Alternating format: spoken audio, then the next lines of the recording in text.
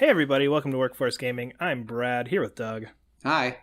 We are going to talk about a game called Doki Doki Literature Club, which is a free game on Steam. I know pretty much nothing about. Outside of Doug said it's weird. It is weird. So this is a game Doug said we can't really talk too much about without getting into spoilers. So just a heads up, we're going to talk about this game. I don't know, are we doing light spoilers or like full game spoilers? I was actually trying to think about like, could I even talk about this game without talking about spoilers? I think I should probably start like before I actually get into spoilers. Like this section right now, before I say we're going to talk about spoilers, is spoiler free. If you like games that are kind of weird and make you do weird things and kind of question and like play with game mechanics in interesting ways, this is an interesting game. You should just go try it. Okay, so if you don't like disturbing things, like that warning at the beginning is legit. That's all I'll leave it at. I'll say it's like definitely not bad as some games I've played, but it's definitely up there and like, oh, this is shocking and horrible stuff. And I'll just leave it at that. So I guess from this point forward, like, go play the game if you're interested and it's free. It's short too, it's just a couple hours, right? It's a couple hours. Like it's like 3 hours or something like that. Okay. It's definitely longer than I thought it'd be. But yeah, I mean I think it's I think it's interesting. I think you should probably go play it, but I'm just gonna say the caveat. Did I personally enjoy it? No, but I think it's an interesting experiment in games, and I think just for that sake, it'd be interesting to go look at. So from this point on, spoilers all over the place. All right, so all I know of this is, like I said, I watched the trailer, which is just like super happy anime girls like talking, and it's like kind of visual novel style-esque. Yeah. So like I'm just gonna try to talk through basically the entire game because I think how the game progresses instead of just jumping to what the end is. Like, it's just interesting how the game progresses. Because I think this is, like I said, it's a game that I think is interesting just talking about. Actually playing it, though, is not fun. And I think it goes a little too hard in the graphic disturbing shit, which I didn't really like. Okay. So the game does frame itself, I think if the trailers show this, it frames itself as a dating sim game where you're dating high schoolers. And it plays it straight like that for legit like an hour. Where basically the concept is like you're a new student in town and you have this friend. No, you're a new student. You're a new student going to this high school, and you have this friend who's a cute anime girl. They're all her age too. It's kind of weird. So it's like there's this cute anime girl, and she wants you to join her literature club. And so you go to school and you talk with these three girls, and there's like the quiet girl who's kind of like a dark gothy girl, and then there's like the club president who's like kind of demanding and stuff like that. And then there's the other girl who likes everything cute and fun. And I was just like, holy shit. How long does this go on? I think everybody's missing something by not getting the faces and hand gestures you were making as you were describing each of those characters. So anyway, continue. Yeah, it's like, it's really I found it really uncomfortable because I've never played these types of games before. So I was just like, this is weird. Like, I find it uncomfortable in Persona, but in this game, like, especially because it's the whole point is like dating these girls and like, and basically how what it works. The plot thus far then is that you join this club, this literature club, where these characters write poems, and you write poems that you think would appeal to the girls that you want to date. So what it is, you just choose like words from like a list, and as you click the words, like a little like meter will go up on the girls. Like, oh, this girl likes dark poetry, so if I choose dark words like edgy and like depression and sunshine or rainbows, then like your poem, like different characters like it. So this shit, it was like I was just going out of my mind. Like it's just and it goes on for like an hour and it just plays this cutesy stuff. But the thing that's kind of neat though is that it sort of like peppers in like this isn't going exactly how you think it is. One of the things though is like because you show your poem, you never actually see what your poem is. It's just that the girls like they like it or they don't. But you get to read the characters' poems, and the poems they write, like there's just something like off about them. They're not normal poems by any means. They seem like a poem like a normal high schooler would write. But then there's this one where it's like they're talking about like a character looking like there's this one who writes about like a person staring at them across the street. Or somebody who's like looking at them through a window at night and they feel drawn to them. And you're like, what is this shit? Or like some character staring into the black chasm of their mind. And then they play it off like they didn't just say some crazy shit. So for the first hour, you're going day by day through this literature club. And they want to set up for the big poem blast thing. And you notice that your childhood friend character, because you're paying more attention to the other girls, she's kind of sad. And then they have this very interesting heart-to-heart discussion where the childhood friend comes out to you and says, I've had depression for a very long time, and I shouldn't invite you to this club because now I'm just getting jealous, even though I know you like these girls more. And they have like this like really heart-to-heart sit-down, like where this character has like deep depression, is trying to deal with it. And you're like, oh, okay, this is getting kind of weird. Do you have any agency in this? Like, can you do anything, or is it just like you reading the text of them saying? You're just reading the text. Yeah, you're reading the text and like trying to date the girl that you want to date. But like as she's talking about this, you don't have any way to respond. You do, you do like a little bit. Like there's some choice stuff, but it doesn't seem major. Like, it's like, which character do you want to spend time with? Do you want to agree with this character in this argument or this character? Oh, okay. So how that accumulates though is the character admits they have depression. And then it's the day of the big poem blast, and she doesn't show up. So you go back to her house, and she's hung herself. Cheery. Yeah, and it's like a really graphically drawn image too of like she hung her, and like the whole game's been super cute to this point. Yeah, and so it's like it's supposed to be that shocking dark twist, like, oh my god. Yeah, no, exactly. And then the game just ends and restarts. Okay. So the game's restarted, and now it's the title screen, and now there's 3 of the 4 characters, and the one character who hung herself is no longer there. And then you replay the game, and when that character shows up, she's just like this mix-mash blotch of like computer glitches and stuff. And then like the characters pretend like that character never existed, and instead like the things she would have been saying is now being said by another character.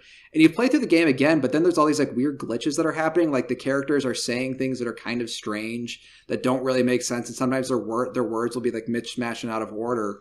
So basically, you essentially replay the game, but everything seems off, and you're not quite sure what's going on. And then another character kills themselves at the end.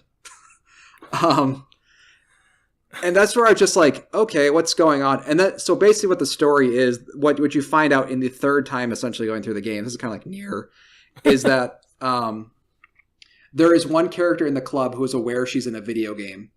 And she has been killing off the other characters by messing with their code. So that's why every time you replay the game, a character is suddenly gone. It's because she's literally deleted that character from the files.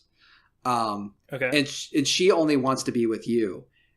So it plays like this like really, really creepy scene of like her essentially killing off the characters by messing with the files.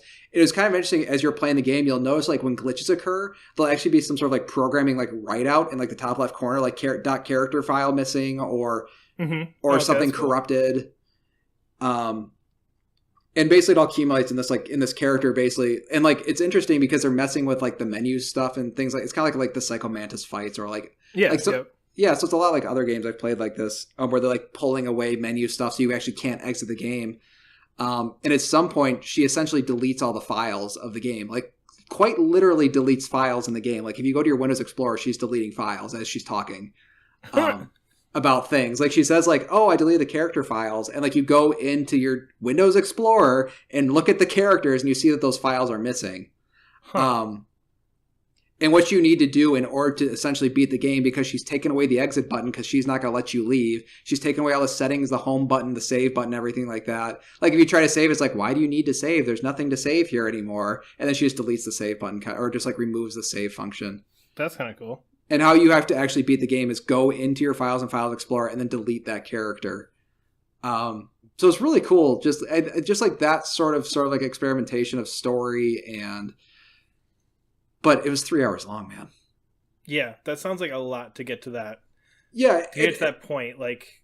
Yeah. Because again, I think that Psycho Mantis thing sounds a lot like it, but it's like, that's a 10-minute chunk where like, oh my god, this is cool, you're messing with everything, you're reading my memory card, you're doing da-da-da-da, like I have to move the controller over to the other port, like, those things are cool, but I feel like that's a lot of build-up for that. And again, I don't know how big of a reveal is it that like this is a video game? Like, is that like...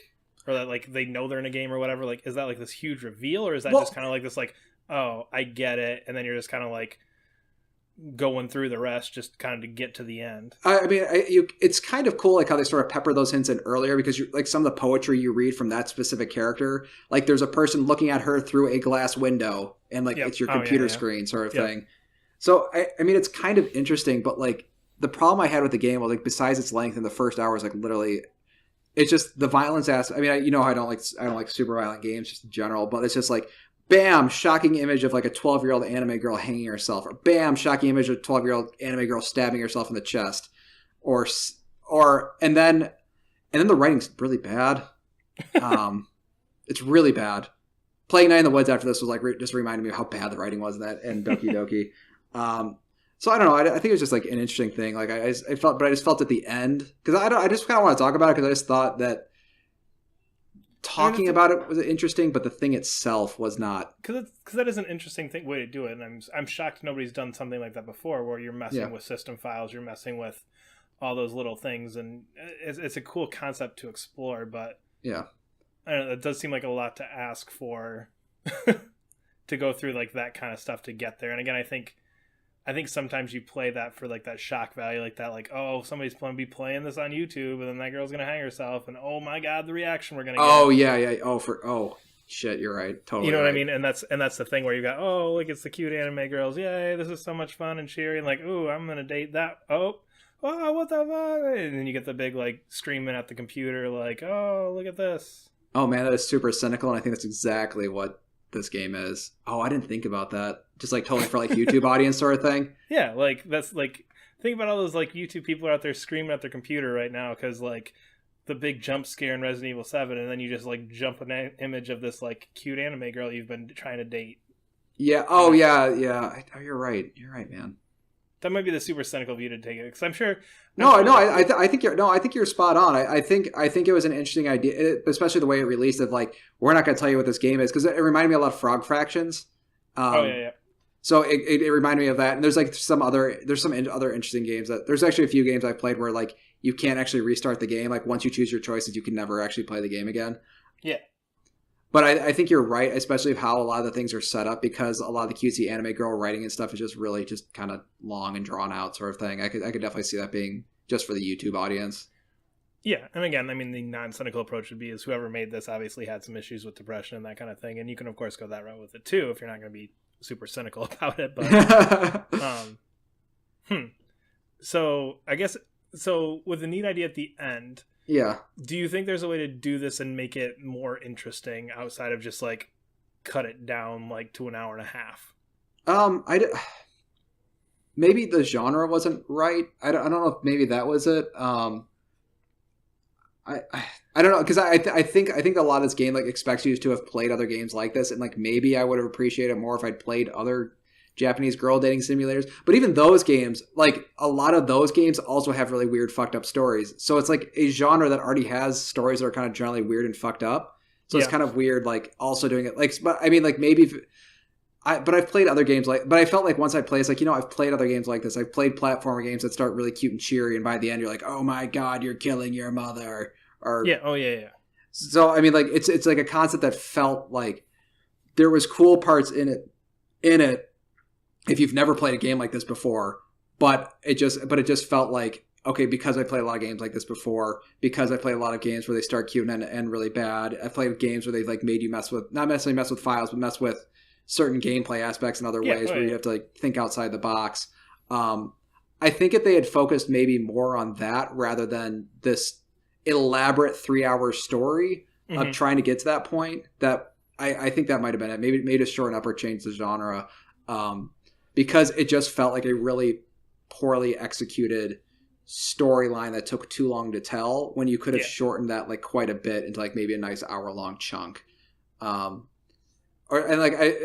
like, oh well, we wanted you to set up the characters so you care about them before he killed them, and it's like, okay, that's kind of weird. Like, I get it, but like, I don't know. I felt like it kind of felt like the Corpse Party was another game I felt like I didn't quite get. It kind of felt like that game where it's just like, oh, this is like crazy violent, and you're doing that just like for shock value rather than it actually makes an interesting story. Like you didn't have to have the characters kill themselves to do the story. You didn't have to do these certain aspects to do the story. You didn't have to make it this length. You didn't have to do this writing style sort of thing. So yeah, interesting. All right, well, yeah, that'll think wraps that up. So yeah. Interesting idea, I guess. But we are Workforce Gaming. You can follow us on Twitter at Workforce Gaming and subscribe to us on YouTube or wherever else you're listening, and we will see you later. Bye.